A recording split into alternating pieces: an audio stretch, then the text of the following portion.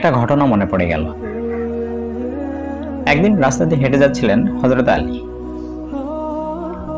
তো রাস্তার পাশ দিয়ে এক লোক হেঁটে যাচ্ছিল আর অনর্গল বলতে বলতে যাচ্ছিল, আস্তাগফিরুল্লাহ আস্তাগফিরুল্লাহ আস্তাগফিরুল্লাহ। হযরত আলী রাদিয়াল্লাহু আনহু লোকটিকে ডাকলো এবং বলল, তোমার এই ইস্তেগফারের জন্য ইস্তেগফার পাঠ করা উচিত। এই কথাটা দ্বারা আমাদের কি শিক্ষা দেয়? আমরা শুধু অনর্গল বলতেই থাকি, আস্তাগফিরুল্লাহ আস্তাগফিরুল্লাহ আস্তাগফিরুল্লাহ, আল্লাহ আমাকে মাফ করে দাও, আল্লাহ আমাকে মাফ করে দাও, আল্লাহ আমাকে মাফ করে দাও। এটা দ্বারা আসলে কি বোঝাচ্ছেন? ইস্তেগফারগুলো আসতে হবে হৃদয় থেকে, অন্তরে অন্তঃস্থল থেকে। আমাদের যদি ইস্তেগফার হৃদয় থেকে বা অন্তর অন্তঃস্থল থেকে না আসে, তাহলে এটা ইস্তেগফার হয় না। আমি ক্ষমা চাচ্ছি, আমাকে লজ্জিত হতে হবে। আমি ক্ষমা চাবো আল্লাহর কাছে আমার কৃতকর্মের জন্য, আমার পাপের জন্য। কেননা শয়তানের ওয়াসওয়াসা আমাকে খারাপ কাজে ডুবিয়ে রেখেছে। আমার সেই ইস্তেগফারটা হবে খুবই লজ্জিত স্বরে, এবং আমি কি বলছি এটা আমাকে বুঝতে হবে।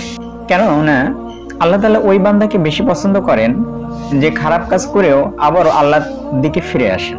কারণ আমাদের প্রিয় নবী হযরত মুহাম্মদ সাল্লাল্লাহু আলাইহি সাল্লাম বলছেন, মানুষ মাত্র ভুল করবেই, তবে সে ব্যক্তি উত্তম যে ব্যক্তি ভুল করার পরেও আবারও আল্লাহর দিকে ফিরে আসেন। আর আল্লাহ তো আমাদেরকে ক্ষমা করবেন, করুণা করবেন, কারণ আমাদেরকে করুণা করেই আল্লাহ তাআলা পৃথিবীতে পাঠিয়েছেন। আল্লাহর ইচ্ছাতেই এবং আল্লাহর অশেষ দয়া এবং রহমতেই আমরা পৃথিবীতে এসেছি। আল্লাহ আমাদেরকে শাস্তি দিতে চান না। আল্লাহ আমাদেরকে অত্যন্ত ভালোবেসে খুব সুন্দরভাবে আমাদেরকে পৃথিবীতে পাঠিয়েছেন, কারণ আমরা আশরাফুল মাখলুকাত। কারণ সূরা 3-এর মধ্যে আল্লাহ তাআলা বলতেছেন, লা ক্বাদ খালাকনাল ইনসানা ফি আহসানি তাকওয়াইম, নিশ্চয় আমি মানুষকে সৃষ্টি করেছি উত্তম রূপে। আল্লাহ চান আমাদেরকে ভালোবাসতে, আমাদেরকে শাস্তি দিতে চান না। আর আল্লাহ আমাদেরকে শাস্তি দিয়ে কি লাভ? আল্লাহর এখানে আল্লাহর কোনো লাভ নেই আমাদেরকে শাস্তি দেওয়ার ফলে। আর আমরা ইস্তেগফার করব অন্তঃস্থল থেকে আমার কৃতকর্মের জন্য, এবং সেটা আমরা করব খুবই উত্তম রূপে। কেননা কোনো বান্দা যখন খারাপ কাজে লিপ্ত হয়, শয়তান তাকে আরো ওয়াসওয়াসা দেয়। কিভাবে দেয় ওয়াসওয়াসা গুলো? যে তুমি তো খারাপ হয়ে গেছো, তোমার জন্য তো জাহান্নাম অবধারিত,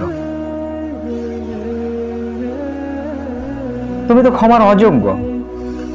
সুতরাং পৃথিবীতে যে কয়দিন আছো, এই পৃথিবীটাকে তুমি উপভোগ করো, এনজয় করো, কারণ তোমার জন্য জাহান্নাম অবধারিত হয়ে গেছে। কিন্তু আল্লাহ এটা চান না। আল্লাহ চান আপনি সত্যিকার অর্থে একজন লজ্জিত বান্দা হিসেবে ইস্তেগফার করুন, যে ইস্তেগফার আপনার জীবনকে পরিবর্তন করে দিতে পারে। কেননা মহান আল্লাহ পাক সূরাতুল ফুরকানের ৭১ নম্বর আয়াতে আল্লাহ তাআলা বলছেন, তবে যে তওবা করে, ঈমান আনে এবং সৎকর্ম করে, পরিণাম আল্লাহ তার পাপগুলো পূর্ণ দ্বারা পরিবর্তন করে দেবেন। কেননা আল্লাহ অতীব ক্ষমাশীল, পরম দয়ালু। সুতরাং আমাদের নিরাশ না হয়ে আমাদের কৃতকর্ম, আমাদের পাপ আমরা যতই করি না কেন, আমাদের লজ্জিত স্বরে আল্লাহর কাছে ইস্তেগফার পাঠ করতে হবে এবং সত্যিকার মানুষ হিসেবে আমাদের জীবনে পরিবর্তন আনতে হবে। কেননা আল্লাহ পরম ক্ষমাশীল, অসীম দয়ালু। আল্লাহ আমাদেরকে কখনো চান না শাস্তি দিতে, আল্লাহ আমাদেরকে চান না জাহান্নামে দিতে।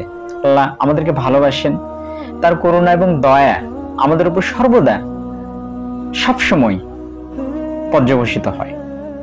তাই আসুন আমরা সত্যিকার অর্থে আল্লাহর দিকে ফিরে আসি এবং হৃদয়ের অন্তঃস্থল থেকে ইস্তেগফার পাঠ করি আল্লাহর ভালোবাসা এবং সান্নিধ্যে যাওয়ার জন্য।